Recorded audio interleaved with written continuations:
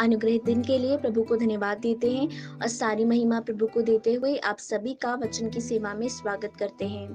यिर्मयाह 15वें अध्याय के 16वें वाक्य में इस प्रकार लिखा है, जब तेरे वचन मेरे पास पहुंचे तब मैंने उन्हें मानो खा लिया और तेरे वचन मेरे मन के हर्ष और आनंद का कारण हुए, क्योंकि हे सेनाओं के परमेश्वर यहोवा, मैं तेरा कहलाता हूँ। इस अनुग्रहित वचन से आज हम कठिनाइयों में वचन मनन करना के विषय में ध्यान करेंगे। बहुत ही कठिन जीवन की परिस्थितियों में अचानक से हमारे जीवन में परेशानियां आंधी के समान खड़ी हो जाती हैं। ये बात हम सब अच्छे से जानते हैं और इसीलिए जीवन की इस यात्रा को समुद्र में चलने वाले जहाज के साथ तुलना की गई है। बहुत ही धीमी तरीके से चलने वाली एक हवा अचानक से एक आंधी का रूप ले सकती है। हमारे अनुकूल खड़े लोग हमारे विरोध में खड़े हो सकते हैं।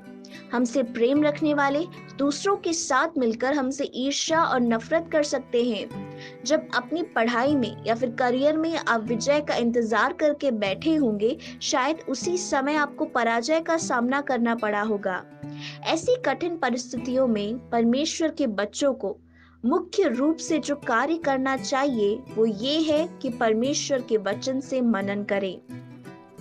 हमने जो वचन पढ़ा उसमें इस प्रकार लिखा है, तेरे वचन मेरे पास पहुंचे तब मैंने उन्हें मानो खा लिया और तेरे वचन मेरे मन के हर्ष और आनंद का कारण हुए।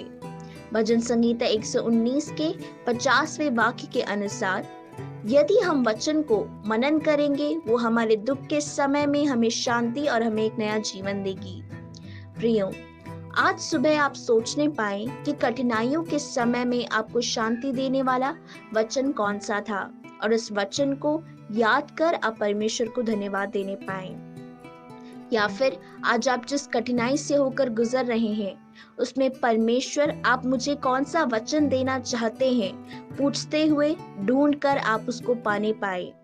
यदि आप ऐसा करेंगे तो भजन संगीता 119 के 92वें वाक्य के अनुसार हम ये कह सकेंगे कि वचन मेरे लिए सुख का कारण बना, नहीं तो मैं उन परेशानियों में नष्ट हो जाता। प्रियो, आपको और मुझे नष्ट करने के लिए चली आंधी आपको और मुझे नष्ट क्यों नहीं कर पाई, क्या आप जानते हैं? क्योंकि आपने और मैंने जिस वचन को उठाया है उसके कारण, और इसीलिए आंधी ने हमें नष्ट नहीं किया।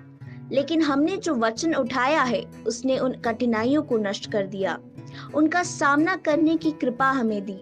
ऐसे श्रेष्ठ अनुभव यदि परमेश्वर ने हमें अपने जीवन में अनुभव करने को दिए हैं तो हम भजन संगीता 119 के 111वें वाक्य के अनुसार कहने पाए, मैंने तेरी चितौनियों को सदा के लिए अपना निज भाग कर लिया है, क्योंकि वो मेरे हृदय के हर्ष के कारण बना है। एक राज्य के नागरिक होने पर हमें नागरिकता का अधिकार मिलता है। कर्मचारी के रूप में हमें कुछ स्वतंत्रता मिलती है और आज का युग स्वतंत्रता और अधिकार को पाने के लिए लड़ने वाला एक युग है।